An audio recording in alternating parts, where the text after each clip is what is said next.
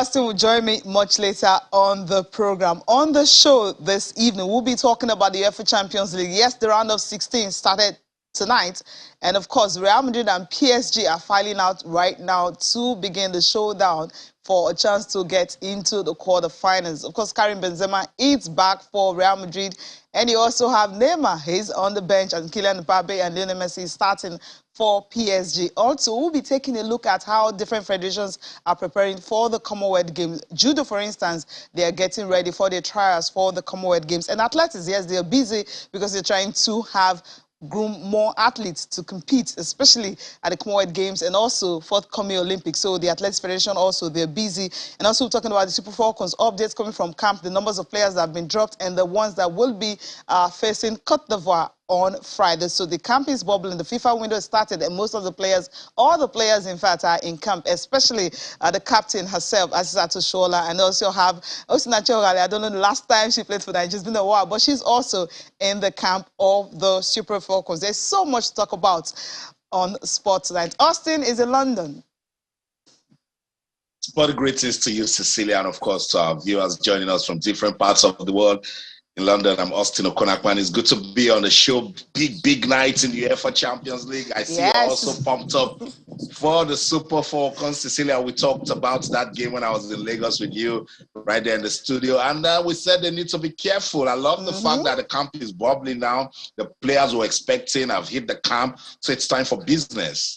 All right, it's time for business. So, but then that's not where we're starting from, Austin. Of course, you know, the Judo Federation, they're busy. We've been talking about Federation trying as much as possible to keep their heads up and, you know, bring in more athletes. Let's hear what they're doing. Not just you hear that election was done and then they're asking what's happening in the Federation. But right now, Judo, they are busy. And that's why just earlier today, they had a press conference ahead of the trials they will be having for the Commonwealth Games. There's a whole lot for this Federation because we'll be waiting to see what they will bring. But then the president of the Federation today, talking about Dr. Musa Oshodi, had a press conference at the conference hall at Teslim Balogun Stadium. And of course, it was updates on the trials that they will be organizing to raise a team for the Commonwealth Games. And of course, the trials will obviously be taking place later this year. We're going to be having over 300 judokas from 30 states of the Federation, the military, the paramilitary. Also, you're having other clubs will be featuring in the trials. And they're going to be having 7 weight categories for both men and women. So because of that, they've actually inaugurated a local organizing committee. The vice president, Lovett Howell, she will be the one in charge of that. And of course, as I mentioned earlier, the purpose is to prepare athletes to select a team for the Commonwealth Games that will be in Birmingham in the United Kingdom from July 28th to August 18th. So the trial is going to herald a new dispensation for the Federation in the country. Now, Austin, the good thing about what this federation is all about is the fact that you're having judokas actually in charge of the federation. We've not had that in a long while, or I don't think we've ever had it before, but that's a plus for this particular federation, having judokas also in their board. Plus, because you need people who understand the sports, who know the current trends in the sports, who are passionate about it, persons who can, you know, be selfless for the development of the sport. So it's a good one that you have judokas who have been there, done that. Let's just hope that this time around, we will not just have federations who will prepare for competitions. I love that they're getting ready for the Commonwealth Games is in July, and if they're talking about it now, it sounds good. But let's see federations walk beyond competitions, bring out programs, talk about coaching, talk about the grassroots, talk about funding. You know, we're tired of just hearing about federations where competitions are approaching. So it tells you that the win at all costs is still out there. Let us do more for sports that needs to, you know, get out there, gain followership, and is in terms of, you know, bringing programs that will bring people to follow the sport. That is very important. But it's a big plus that will have people who have participated in the sports running the sports. That's a great one. Yeah. All right, let's listen to the president talking about what they are up to for the trials. The essence of this trial has caused a lot of controversies. I mean, the Commonwealth issue has caused a lot of controversies. People thinking that we have already selected a team, we are deceiving them. And I told them, as far as I'm concerned, without trial,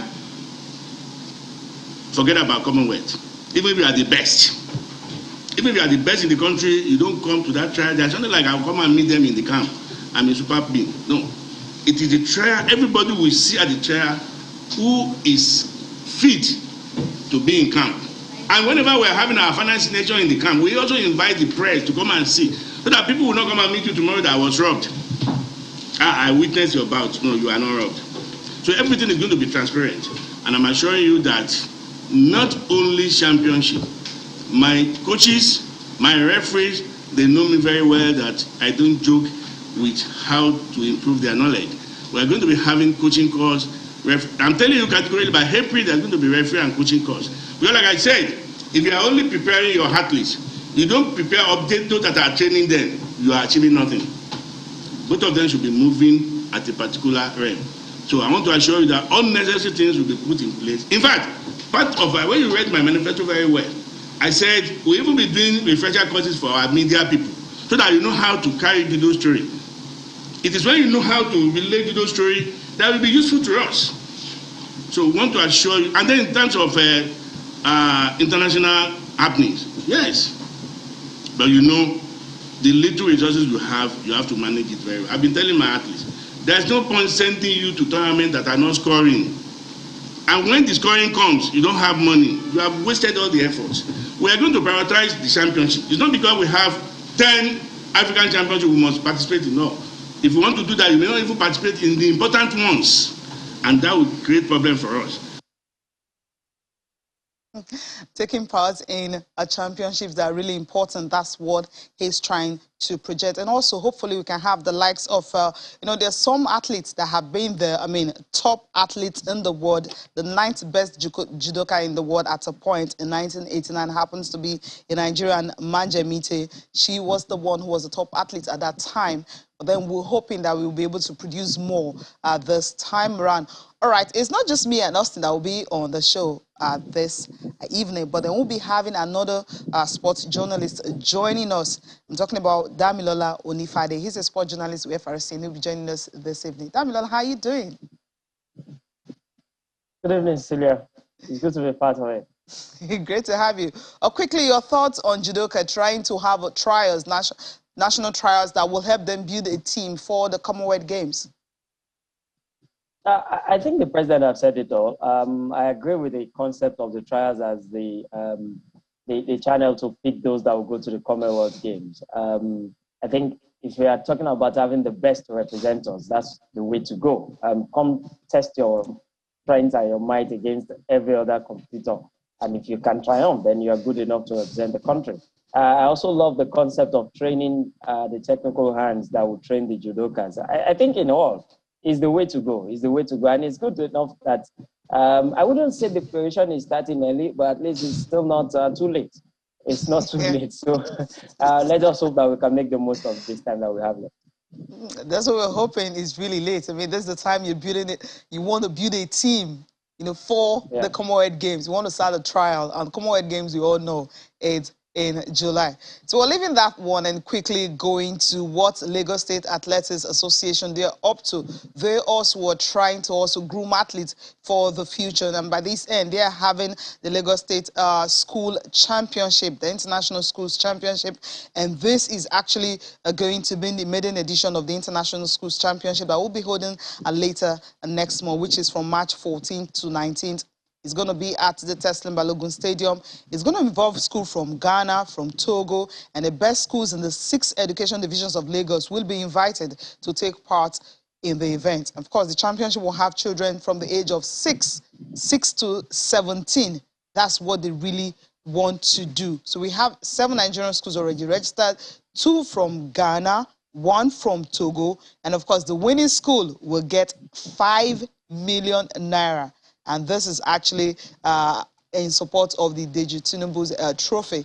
So according to the Lagos State Athletics Association, Solomon Alao, he says that this project, he believes it's going to produce more world-class athletes for the country. Let's take a listen to him. And also Yusuf Ali will also be listening to him talking about this International Schools Championship that will be holding in March. Our young ones need a positive avenue to expend their energies to express their creativity and to bring their talents to the fore. We're calling on everyone, corporate bodies, individuals, NGOs, CBOs, come and join with us. Let us build the stars of the future, and let us build the youth and give them hope. Right now, there's a lot of distrust in the society. The young ones don't trust the older generation as much. Let's show that we care, let's show that we're there for them, and let's create avenues for them to become world beaters. That's the clarion call to everyone. Every February, at least the last 4 or 5 years, I go to Dubai after the marathon, like he said, to take a break. All I see in the mall is Nigerian runners, students from top school in Nigeria. And the good thing is that they'll be wearing the school uniform with Nigeria at the back. In Dubai, every February, you will see at least 15 to 10, minimum of 10 Nigerian schools in Dubai for this type of program.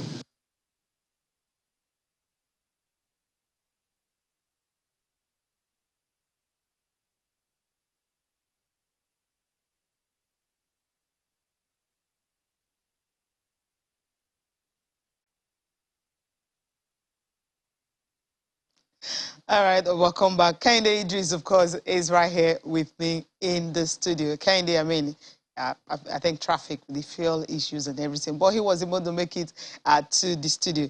Kehinde, how you doing? Very good, very good. Better late than never, like we always say. And our job always have no excuse. You just have to find a way to make it. And we're here. It's always lovely being here. So I'm ready to dig in. Ready to dig in, and of course, Austin. You know, we just before you know, Austin will come in. We just talk about athletics. Just, I mean, the fact that they will be having an international school championship. You listen to Yusuf Ali talking about the fact that, I mean, every year you have private schools. I mean, I haven't seen government school. You know, they go to Dubai for different championships. We've seen it in swimming, in football, in different like events, every other basketball, sports. every time. Yes. And usually those schools, I mean, we've seen those schools also, you know, coming back, you know, being one of the tops after even the champions. Most times, yeah. And for them to be able to look at that and then say, okay, really, we can actually have these international school championships also starting in Lagos. And of course, they're bringing in 2 countries. I'm sure maybe subsequently they might have countries from South Africa or the African nations wanting to come, because this is something big that they really want to do in the country. Something massive.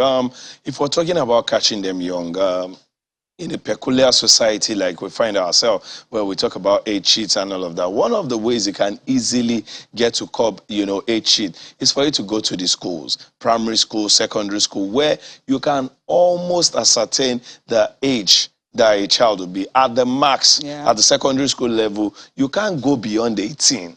At the max, that is in the worst case scenario. Now, you're talking kids that will be in their 14s, 15s, 16 in their SS3. So if you are catching a child at the level of GSS2, you're talking about 10, you're talking of, you know, 8 thereabout. That is how well you can just manage, you know, age cheats. And if you go to primary school, you also know the age range. And then for kids, one of the things you can do is to expose them to more and more outings, to more and more, you know, competitions. The moment you do that, number one, they get to love the sport more. Then number two, they understand what competition is all about. Now, if a child wins at his school level or her school level the gold medal, she feels, okay, next thing she's hearing, that in our area, that region, that there will be inter-school competition. He wants to look forward to, okay, I've conquered my school. Let me see how I can conquer the region. Now she conquers that area. They are now talking about state. She's looking forward to that. Now she's talking about West Africa and then Africa. That is the beauty of making an average pupil child look forward to something. So it looks like 2023, there's something for me to look forward to, 2024 and all of that. And then he loves the sport even more, which makes it more beautiful. Before I came on, I heard you talking about judo. Judo, yes. And the way the federation is planning ahead. Everybody now knows as an individual, this is my own bit of work to do to move to the... So it's similar to what the Lagos State is also doing. Let the itinerary, the program, let it be, you know, right there for the kids to see. And they already know, aside my schooling, I have to also prepare to conquer, you know, probably Africa in no time. I mean, it's a good one, really, what the Federation and, of course, Association, what they are doing. Damilola, quickly, a quick one on athletics. I mean, it's a great one. We are having the Lagos State Athletics Association trying to come up with something really remarkable. They mentioned that, you know, we've had schools in Lagos, in Nigeria, going to Dubai to take part in different championships. And right now, you'll be having schools, even from Ghana, Togo, coming to Lagos to be part of this.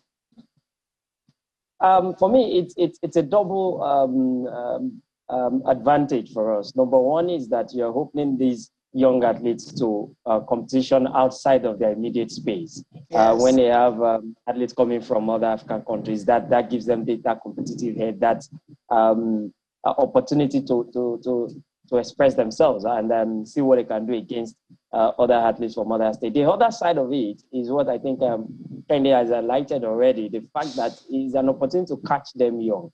One of the major complaints we've had with our athletics and so many other sports is that as the older generation are getting ready, let me use that word, to exit the stage, it's like there's nobody to take off. And we struggle with that over the years. Yes. And that's the second advantage I see here. Probably that's even the first, but what is important is that there's an opportunity for these young guys to get into the sport and be competitive from the beginning. Not just about an academy where you just train. It's a competition, and that gives them that competitive advantage as well.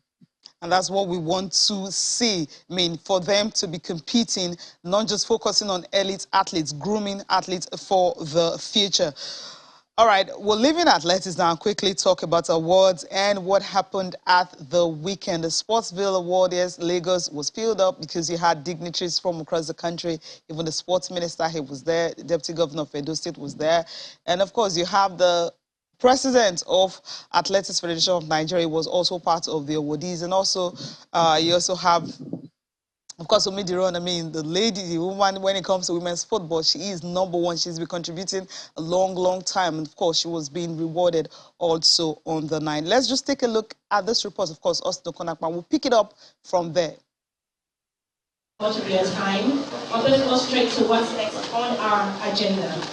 The second Sportsville Special Recognition Awards brings together the big wigs in the sports industry. This includes the Minister of Youth and Sports Development, Sunday Dare, the Deputy Governor of Edo State, Philip Shaibu, sports icons and administrators, and the media.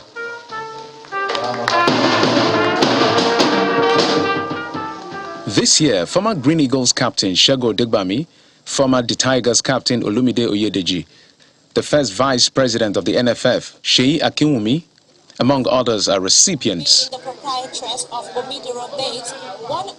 The Icon Awards was received by Dr. Sonny Ojegbase, Dr. Danladi Bako, and Dr. John Momo, who has immensely contributed to the discovery of young talents through the Channel's International Kids Cup initiative. Presenting the Icon Awards is Ambassador Fanny Amo and Mr. Francis Obi, to Mr. Patrick Obuse, who is the representative of Mr. John Momo.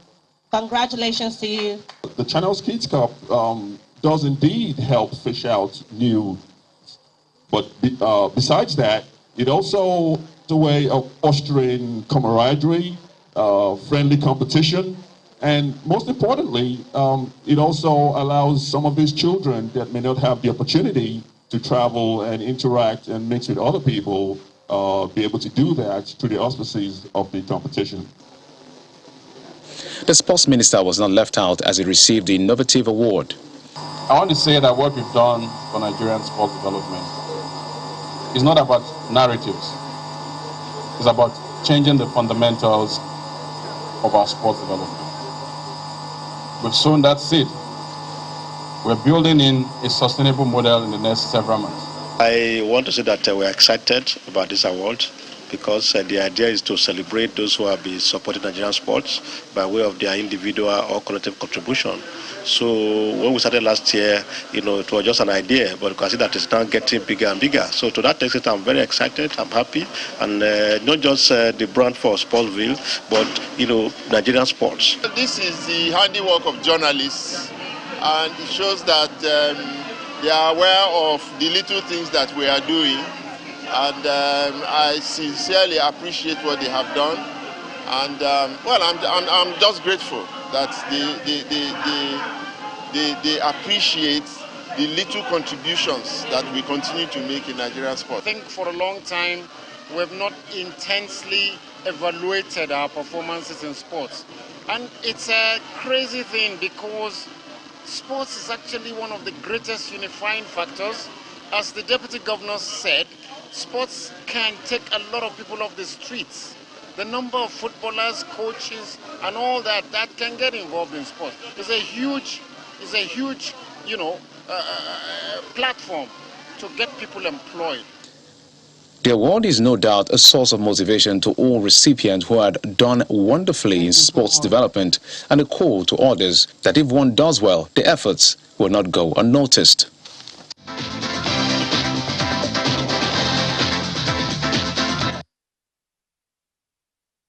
Welcome back to Sports Tonight on your award-winning sports-loving Channels Television. Let me say congratulations to Channels Sports and Dr. John Momo for the Special Recognition Award at the Sportsville Special Award Ceremony. And Cecilia, I was going to say that Channels Track and Field Classics started the athletics revival in 2018 when we launched the Channels Track and Field Classics. And we said it then, that the objective is to let people know that we have talents in the schools. We were already winning with the Channels International Kids Cup. Yes. Then we said, let's do the same for athletics. And I'm super excited that the guys in Lagos State, when you see persons like Yusuf Ali and Efio Kudobong leading this campaign, you can tell because they liked what we were doing back then with the Channels Track and Field Classics. COVID came, we've put it on hold, but definitely we'll come back. But this is the way to go. Go back to the schools, go back to the basics, the grassroots, discover talent from there. So shout out once again to Sportsville for recognizing our works, our efforts. And it is this, sort of honor that, spurs you to do some more. So congratulations to Channel Sport. Obviously, Kehinde, of course, you've seen the awardees, and of course, Channels Television, one of them. We're doing so well, especially when it comes to grooming talent for the future. The Kids Cup, as you just mentioned, of course, you also have the Channels Classic, which is for secondary schools in the country. I like the fact that Austin came from the Channels Kids Cup, then the athletics, because just before we went to the award, we were talking about, school sports, catching them young and all of that. If Channels TV is to be recognized for just that, I think it's massive enough, because your future is right there, the kids you are grooming today. And Channels helping massively, not just helping in their little way, massively to propel so many kids to the next level. Trust me, we can start mentioning names of students, players who have started from here and now rubbing shoulders with big boys or talented players from around the country, which makes it massive. So getting an award to be recognized in this manner, in whichever manner in itself, for what you're doing for sport, I think thumbs up every day and well done. Yeah, thumbs up to Channels Television for that special recognition award. All right, Austin, let's quickly talk about what happened at the Edo 2020. Finally, reports have been submitted to the Sports Ministry. So take it from there. Yeah, it's a good one. Shows some level of accountability from the local organizing committee of Edo 2020, led by the Deputy Governor, Philip Shaibu. They took their reports to the Ministry of Youth and Sports Development. Say, study it. And this is what we're talking about. You just don't organize a competition and then when it's done, everybody just moves on and everybody just goes away and questions are not asked. We don't have, what to go to look at, to study. So this is very, very commendable. When I found out about this, I was like, this is the way to go. So Delta should be getting ready. You can study these documents and find ways to improve on the last edition. They didn't just stop there. They went to the Immigration Service, handed them a copy of their own report also. So shout out to Edo State government and the local organizing committee. When you do this sort of things, it tells you that you're transparent, you want the right things to be done. You're respecting standards. And I just hope that we keep it going. Let's take some talking points from this handover ceremony, and then we'll come back, we'll talk some more.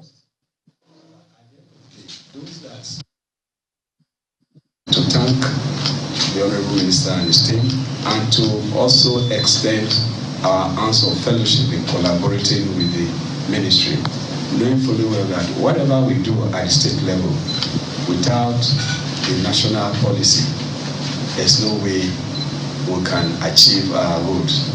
I share with some persons, I said, if we have all our games and we have all the first and second and third, if there's no national to go, after a while, it will just die a natural death. So, Honorable Minister, we are ready to collaborate with you, and also to let you know that at any time you call on us, we will be available to give our support, and to congratulate you and to thank you and the ministry, and through you to the President, for allowing us to host this tournament and for us to continue to work together.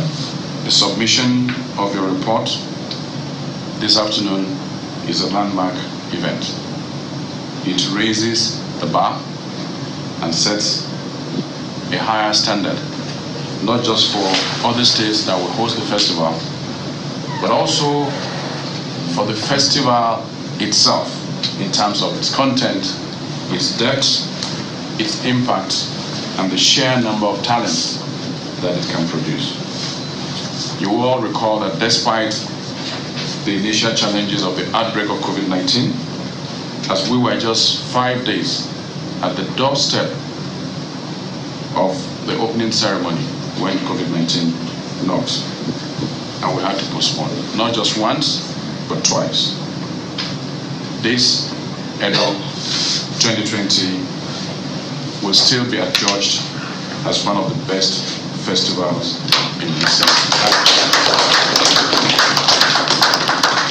With this performance, the Federal Ministry of Youth and Sports Development is indeed very grateful to the Governor of Edo State, His Excellency, Mr. Godwin Logase Obaseki, and the good people of Edo State for their hospitality and their tremendous effort for making this event a huge success.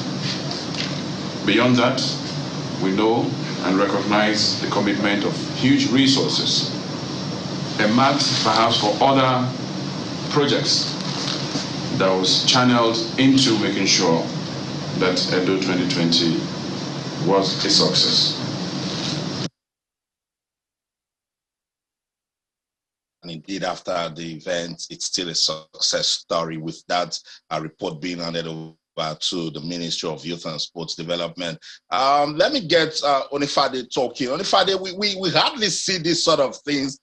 Edo State went through so much. I think 5 days to the commencement of the sports festival, COVID broke, and they were confused about hosting this event, but they went on. And I love the fact that now they're leading the way, telling us that we can be transparent, we can be accountable when we host a competition. Give reasons for other persons to see what you've done so that they can improve. Austin, you're spot on. This is something to commend, really, particularly when you also, you mentioned COVID. The other interesting part of this festival is that about 2-3 days after the festival started, we almost stopped it because of lack of funds. And the state had to call for the sports ministry to fulfill their part of what they agreed to support after COVID. And it's quite interesting to see that they've gone beyond just asking for funds. Now they want to show the world what they use the funds for, how they maximize what they were given. And I think it's the way to go. Beyond, because there is the possibility of people just seeing the optic side of this and just seeing that, okay, it's just report. No, it's not. What is important is I expect that, I've not seen the report, but I expect that the report is not just about the finance, it's also about so many things about the games. And so the next state, Delta State now, can pick lessons from this. And it's good that we document some of these things. Years to come, people can make references to them. Years to come, people can pick up this document and understand what the sports festival really is, particularly in a time when we don't have too many history, a document of our passporting events in this country. I think this is the way to go. We might not even appreciate how big the impact this might have in our sport moving forward until the years to come, where we want to start remembering what happened at Edo 2020, and then there is a document that you can easily pick up and understand all that took place within the period of those few weeks. For me, thumbs up to Edo State. It's something really commendable. True. Damilola, I can't agree less. Kehinde, and it goes beyond just reading a report. It is knowing how to host an event during a pandemic. There was COVID. We were asking questions. So, for instance, because we didn't see COVID coming, it means we might get into a very difficult situation sometime in the years, and the state or the country as a whole can pick up this document and say, Edo did it in 2020. Let us see how they did it. Exactly, Godwin. Exactly, Austin. Right there.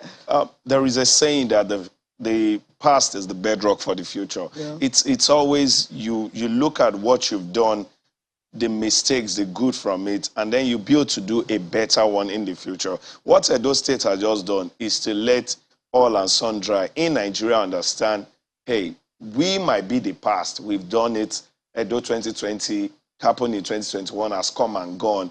But for anybody who wants to go further, whether there is a pandemic or not, there will be one or two things you can also pick to better sports festival, going forward. Now, if we go back to the whole pandemic and all of that, Tokyo 2020, almost the entire world needed to assist Japan, needed to assist Tokyo. At the point, Thomas Bach, who is the IOC president, got spiritual. He was asking for divine intervention, that they just need everything to work out right for Tokyo to host and host successfully. Yeah. Edo did not get such massive support. Yeah. Yes, they asked and all of that. Maybe there were one or two here and there, but not the type that would have been expected in such a peculiar time. But come the event, it was massive. It was beautiful. We talked to, athletes. We spoke to, journalists who were there, coaches and all of that. Everybody had a swell time, and it seemed like there was nothing like COVID that set us back, at a point.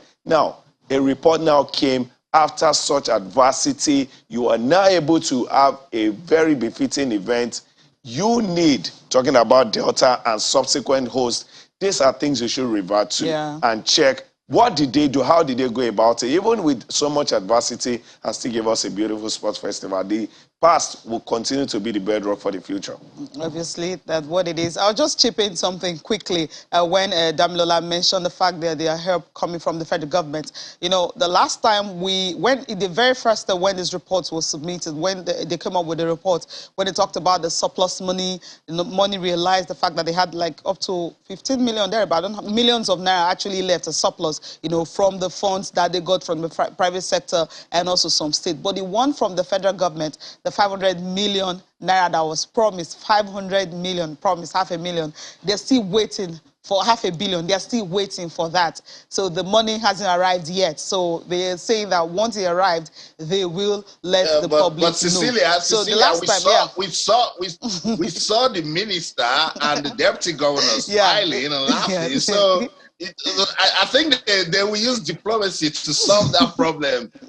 But Edo State should probably put it out there. They give us a press release, a call for a press conference. But for now, what we saw was a friendly atmosphere with the minister and the chairman of the LOC, and then they handed over that document, and that for us is a good one. But if that money was a major problem, I bet you we're not going to have this ceremony, Cecilia. No, it wasn't at all, because I remember when it was on this show on Thursday when we spoke about this. When they closed the secretariat and say, okay, we now have a report, and they reel out the money spent and how much was left and how much they got from the private sector, and that was when he mentioned that the 500 million they're expecting from the federal government, they haven't seen it, but they've promised that the money will be paid. So let's leave it there, right? The federal government promised. The federal government promised, but with the surplus that Edo State have in their account after hosting that sports festival, the ministry will ask for some money from them. The ministry will say, help us. They need to fulfill that money. it's going to be difficult. But let's just hope that reason will prevail. We love the fact that this event was done successfully. And I do seem to be doing something right as regards getting sponsorship, getting people involved, you know, pushing accountability. You know, it's not just even with the hosting of this competition. We see with Bendel Insurance, with Edo Queens. So maybe Philip Shaibu and his team should work with the ministry. Don't just hand over this report and go to sleep. Tell other states what you're doing, just so we can have development go around the country. We can't just wait for that to happen. Austin, so time to leave this and quickly talk about what's going on the field of play. I'm talking about the Super Falcons of Nigeria. They're preparing to take on Côte d'Ivoire, and that will be on Friday in Abuja. And, of course, all the players are in camp. The captain, Osinachi Ogale, you have Onomebi, all of them training today at the Abuja National Stadium. 5 players have been asked to leave camp as usual because they needed to trim it down from the players that are in camp. You have Christy Oheraku, Miracle Joseph, Joy Duro, Ayomide Ojo, and Juliet Bassi, all home-based players have been asked to go. Remember, they had 12 home-based players, you know, to camp, and the others were foreign-based players. So the players in camp right now, all the top stars, and of course you have Rashida Ajibade, Tony Payne, Rita Chikoli, former Onoamuno, you have Michelle Alozie, Ngozi Okobi, Tochi Oloy, she's also part of those players in camp. We have Chiamaka Nandozie, Onomebi, Esther Koronko, Yetunde Aluko, Peace Efe, Tosin Demehi, and Rufiat Umiran. She's also part of the players in camp. Regina Otu, Nico Payne, Yewande Balogun, Vivian Ikechuku, Amanda Umbandim, Monde Gift, and Amarachi Koronko are the players in camp. Of course, you have Grace Ubamalu and Akudo Ogbonan, including Osinachi Ogale, are the players in camp for the game against Côte d'Ivoire. That's the qualifiers for the Africa Women's Cup of Nations that will be taking place in Morocco in July. Now, the good thing is all the players are here right now. At first, we're thinking, are we going to have all of them at Monday or Tuesday? But then, as Monday morning, we have everyone, you know, ready for the game against Côte d'Ivoire. The Côte d'Ivoire will be playing. Remember, Côte d'Ivoire beat Niger Republic aggregate 20-0, and we beat Ghana 2-1 aggregate. That's the difference. And we won't forget also what the Lady Elephants did to us, qualification for the Olympics. So that's still fresh in our minds, and we're still wary of that. Then look at the turn-up for the players, you know, to camp. Everybody's waiting to see Ashley Plumter. I want to see how we have Oyinbo Wall in the male cadre. Want to see how the Oyinbo for the female will be like. Then the captain, the big dog. She is the top goal scorer at the in Barcelona Femini, right also the La Liga for Femini, you know, right there in Spain. So we are having massive squad. Rashida Ajibade also hitting goals, 9 goals already. We have massive, you know, squad right now, and we want to just see these ladies. Now, this is where it starts from. Qualification for the AFCON is the first thing. You qualify for the AFCON, you get to the final 4, you qualify for the World Cup. That tells you this double-legger against the Lady Elephant is as important as being at the World Cup. Of course. Because if anything goes wrong here, then bye-bye to AFCON, bye-bye to the, you know, nations, to the World Cup. So the ladies, I'm happy they've turned out something the male should also learn from. Look at the way they all turned up, you know, as quickly as possible. Understanding, gelling will be in place, and they would have something massive. The entire Nigeria is supporting, and we're hoping they continue to make us smile like they always do. That's what we're hoping for. But we need to go on the break. When we come back, of course, we'll be talking about the D-Tigress, the fact that the sports ministry is actually promising them money after qualifying for the World Cup.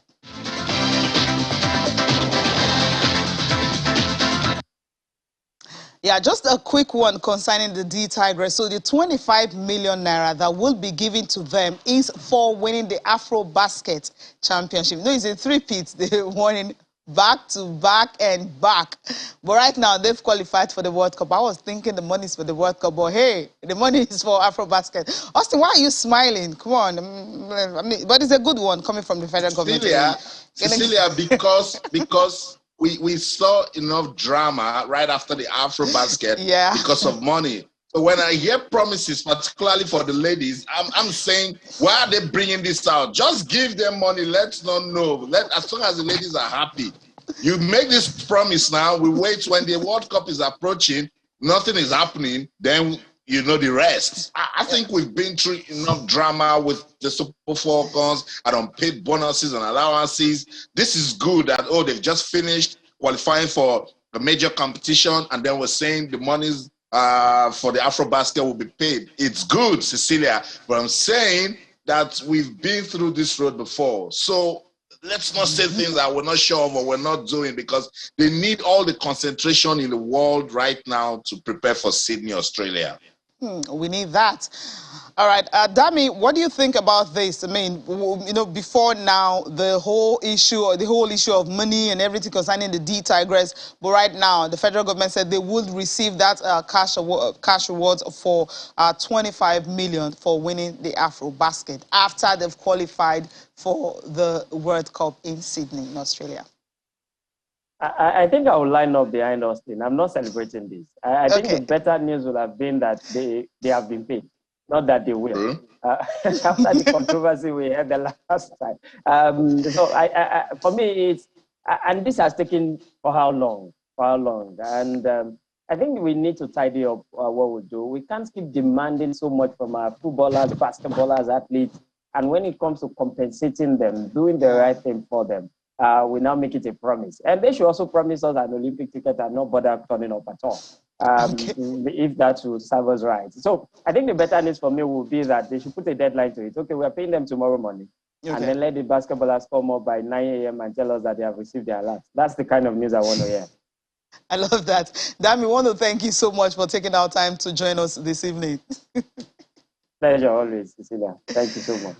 All right. Austin, let's quickly go to MPFL. Of course, midweek games obviously will get us talking right about now. There are some games that line up for this week. We have MFM and some other teams in action on Wednesday, starting with the game between Niger Tornadoes and Sunshine Stars. You have Kwara United and Aimba International, MFM and Katsina, Remo Stars and Aqua United.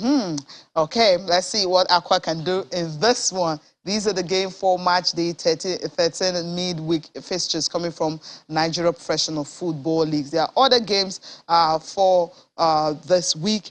And of course, but the big one obviously is Remo Stars and Aqua United, because Remo Stars, they just lost their unbeaten run, you know, after 11 games. In Gombe after 11 games. And Aqua United, of course, after 3 draws, back-to-back 3 draws in 6 games at home, their coach, Kennedy Boboye, had to leave them. And there are stories that, hey, Kennedy Boboye might just be going to MFF, but then it's not confirmed yet. But you have other games I was talking about. Wiki Tourist also in action. 3SC will also be in action at this midweek. Yes.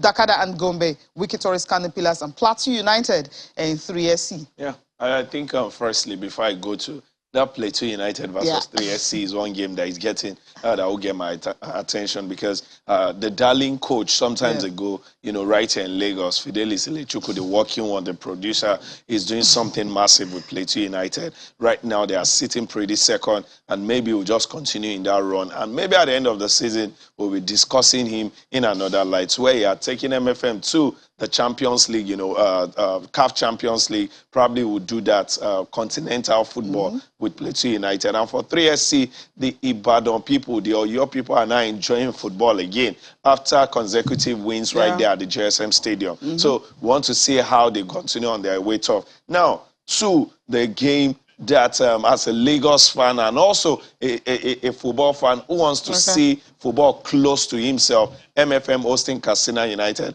I think this is a game that looks like MFM is condemned to win. With the dire situation they find themselves, that is one. Then number two, Katsina is not one of those teams that, you know, could give a lot of issues. So MFM condemned to win this. And the next one, Remo against Aqua. What can you say? Massive game. Both teams coming from rough patch. Remo losing their unbeaten run, Aqua losing their coach after bad run of games. Let's see who takes the day at the end of the day. Who's going to take it? All right, let's go to London. Austin, UEFA Champions League in action. Of course, Manchester City just running away.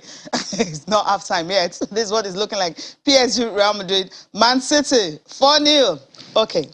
That's it. That's it. When you get to this stage of the competition, everyone is not smiling. It's the knockout stage. This is crucial football right here. So Manchester City already getting the job done. This is how to go away from home and win. We know that it was going to be very tight between PSG and Real Madrid, but hopefully PSG, they're pushing hard, and I might just get it, but it's football, and they're both big sides. So the team with character and the one that shows that they want it more, I might go on to win that one. But shout out to Pep Guardiola and his team.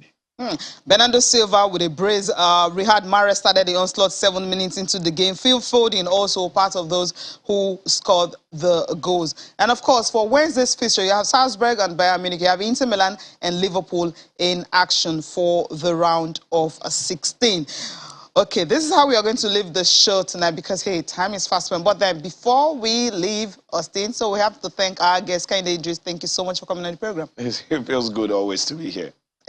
All right, Austin, thank you so much for watching. I'm Cecilia Omogbe. Good night. All right, we'll do this again on Thursday. Until then, I'm Austin Okonakpan. In everything you do, remember, keep talking sports. Bye for now.